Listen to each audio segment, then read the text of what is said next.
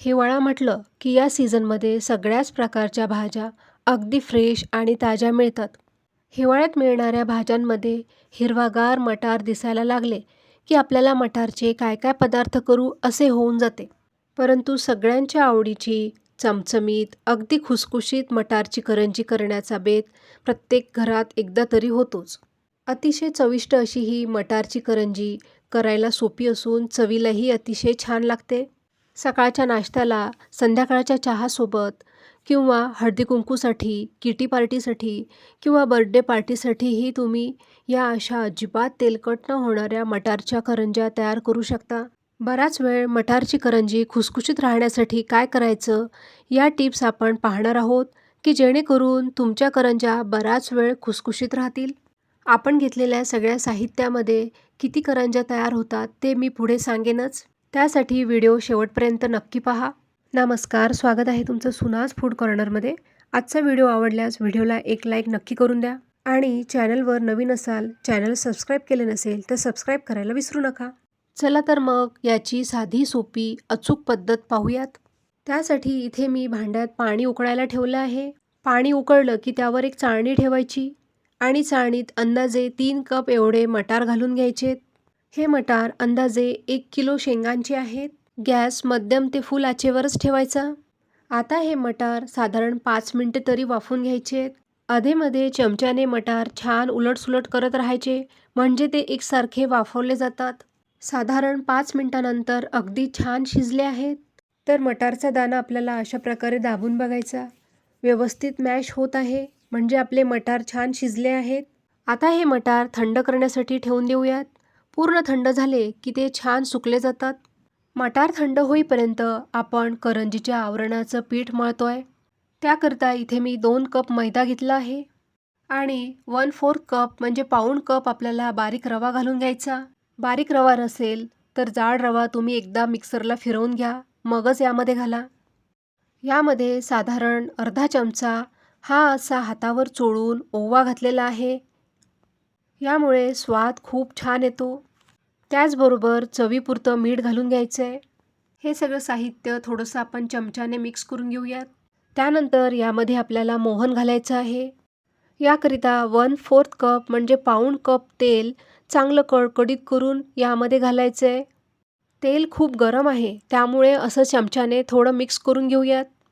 तेल थोडं थंड झालं म्हणजे हाताला सोसेल इतपत थंड झालं की हे तेल चांगलं असं चोळून घ्यायचं. सगळ्या पिठाच्या कणाकणाला हे तेल असं चांगलं लागलं पाहिजे. बघा, आता ही अशी मूठ वळली तर अगदी घट्ट मूठ वळली जात आहे. असं हे मोहन लागलं म्हणजे मोहन बरोबर झालं असं समजावं. आता थोडं थोडं पाणी घालायचं. पाणी अगदी सावकाशीने घालायचं आहे, कारण आपल्याला घट्टसर गोळा भिजवायचा आहे. फार असं घट्टसर मळलं म्हणजे आपली करंजीसुद्धा मस्त अशी खुसखुशीत तयार होते. बघा, पुरीचं जसं मळतो ना तसं हे घट्ट पीठ मळलं आहे आणि यावरती झाकण ठेवून हे आपण बाजूला ठेवून देणार आहोत. आता आपण आलं लसणाची पेस्ट तयार करून घेणार आहोत. त्यासाठी मिक्सरच्या भांड्यामध्ये 6 ते 7 लसूणच्या पाकळ्या घालून घ्यायच्यात. 1 इंच आलं घालून घ्यायचं. इथे मी साधारण 5 हिरव्या मिरच्या घेतल्या आहेत. हिरवी मिरची तुम्ही तुमच्या आवडीनुसार कमी जास्त करू शकता. त्यानंतर भरपूर अशी कोथिंबीर घालून घेऊयात आणि साधारण पाव चमचा जिरे घालून घ्यायचं. आता यामध्ये पाणी न घालता मिक्सरला फिरवून घ्यायचं. आलं, लसूण, हिरवी मिरचीची पेस्ट तयार आहे. ही आता आपण बाजूला ठेवून देऊयात. त्यानंतर आपण आता सारण बनवून घेऊयात. त्यासाठी कढई गरम करायला ठेवली आहे.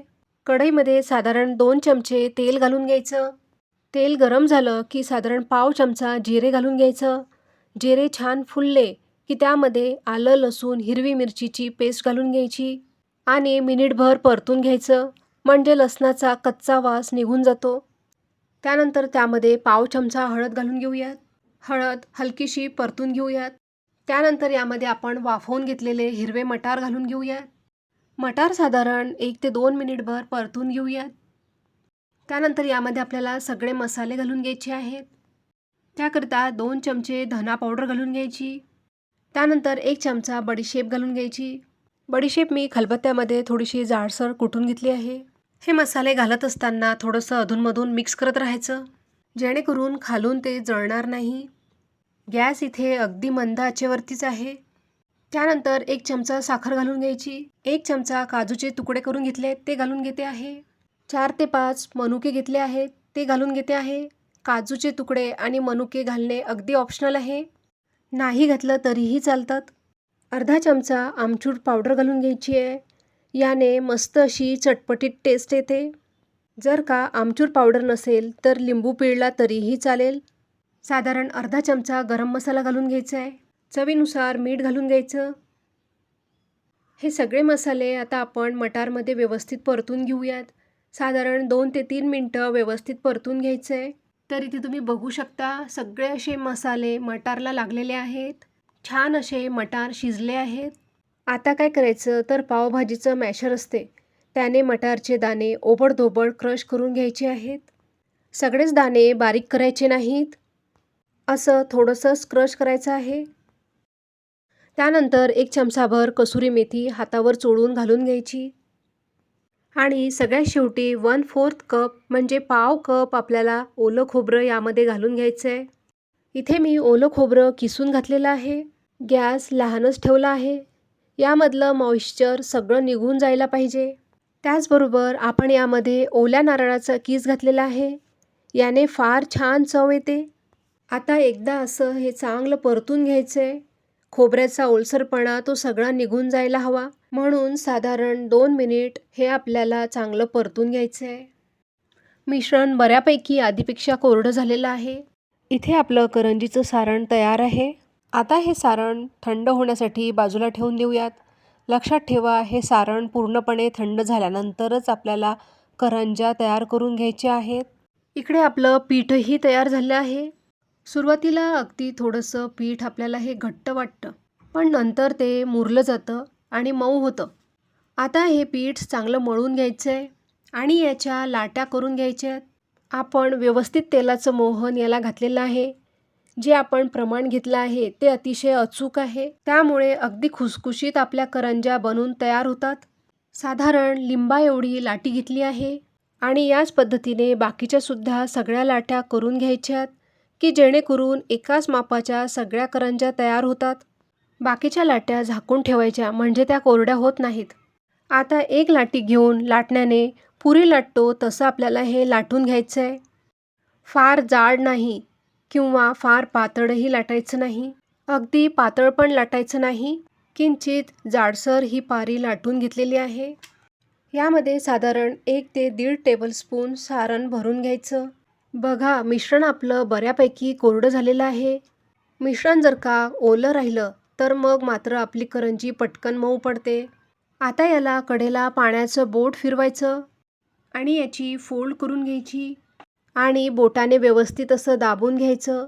चांगलं घट्ट करून घ्यायचं की जेणेकरून जेव्हा आपण तेलामध्ये करंजी तळायला घालतो त्यावेळेस ती उघडायला नको.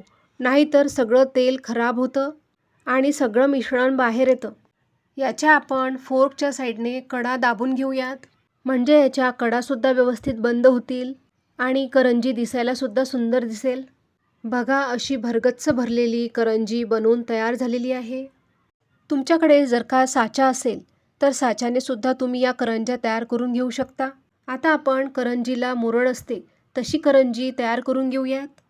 त्यासाठी एक छोटी पारी तयार करून घेतली आहे. सारण भरून घेऊयात आणि कडेला पाण्याचं बोट फिरवायचं आहे. पारीची फोल्ड करून घेऊयात आणि बोटाने व्यवस्थित दाबून घ्यायचं आहे. चांगलं घट्ट असं बंद करून घ्यायचं आहे. आता मुरड घालायची आहे. चिमटीने आतील बाजूस दाबून घ्यायचं आहे. बाहेरचा भाग दुमडून घ्यायचा. पुढे असंच कंटिन्यू करत राहायचं. तर याच पद्धतीने बाकीच्या सुद्धा सगळ्या करंज्या करून घ्यायच्या आहेत. सारण मात्र भरपूर असं भरगच्च भरून घ्यायचं. करंज्या सुकायला नकोत म्हणून यावरती एक सुती कापड घालून ठेवायचं जेणेकरून आपल्या करंज्या अगदी मस्त छान अशा मऊसूत राहतील, कोरड्या पडणार नाहीत. तर ही दुसरी मुरड घातलेली करंजीसुद्धा बनवून तयार आहे. इथे आपल्या करंज्या बनवून तयार झाल्या आहेत. ह्या आपण आता तळायला घेऊयात. आता बघा तेल अगदी व्यवस्थित गरम झालेलं आहे. मी छोटा पिठाचा गोळा टाकला तर तो हलकाच तरंगून वर आला.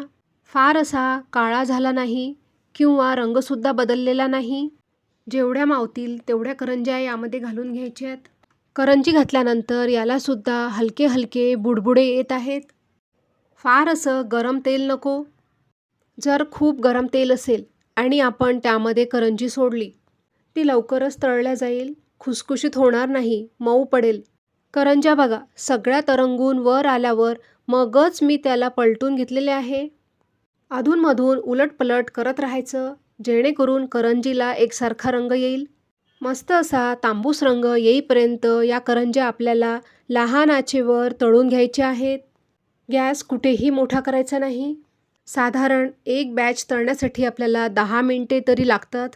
बघा मस्त अशा तांबूस रंगावर करंजी तळली गेली आहे. याला आपण आता एका डिशमध्ये काढून घेऊयात. अशाच प्रकारे मी बाकीच्यासुद्धा करंज्या तळून घेते. करंजी पलटत असताना आपण एखादा चमचा किंवा फोर्कच्या साहाय्याने अशा पलटून घ्यायच्या. तर इथे करंजीची दुसरी बॅचसुद्धा तळून तयार आहे. तर इथे आपल्या सगळ्या करंज्या तळून तयार आहेत. बघा सगळ्या करंज्या मस्त अशा एकसारख्या रंगावर तळल्या गेलेल्या आहेत. ह्या आपल्या मटारच्या करंज्या तयार झालेल्या आहेत. यामध्ये साधारण 19 माझ्या करंज्या तयार झालेल्या आहेत.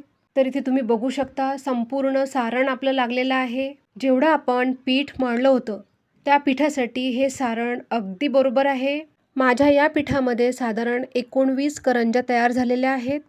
लहान मोठ्या करंज्या केल्या तर कमी जास्त होऊ शकतात.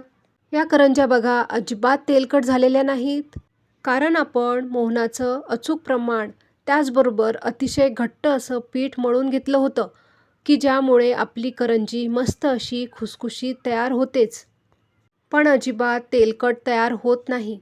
अशा मटारच्या करंज्या तुम्हीसुद्धा या सीझनमध्ये घरी नक्की करून बघा. संक्रांतीला हळदीकुंकूसाठी अशा मटारच्या करंज्या तुम्ही बनवू शकता. साधारण 7 ते 8 तास ह्या अशाच मस्त खुसखुशीत राहतात.